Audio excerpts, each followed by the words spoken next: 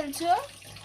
আরে এই যে কাঁকড়া কেটে দিয়েছে তো, কাঁকড়ার এখানে না ফুলকোর মতো থাকে এক ধরনের। এইগুলো এগুলো খেতে নেই, পেট ব্যথা করে, ওগুলো ফেলে দিচ্ছি। এটা বুঝলি, দাঁড়া, এই যে দেখা, এই যে দেখেছিস, এগুলো ফুলকোর মতো, মাছের যেরকম ফুলকো থাকে কাঁকড়ার গায়ে এরকম ফুলকো থাকে, এইগুলো ফেলে দিতে হয়, না হলে পেট ব্যথা করে। চিংড়ি মাছ যেরকম দেখিস না, চিংড়ি মাছের ছিপাগুলো ফেলে দিতে হয়।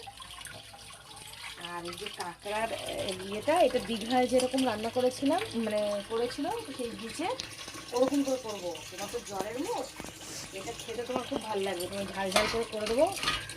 আর এই যে ঘিলুটা আছে, এই যে দেখো, এই দেখো কতটা ঘিলু, এটা দিয়ে তোমাকে দুটো বড়া ভেজে দেবো, তুমি ভাত খাবে দুটো, কারণ তোমার কিছুই ভালো লাগছে না খেতে, তার জন্য।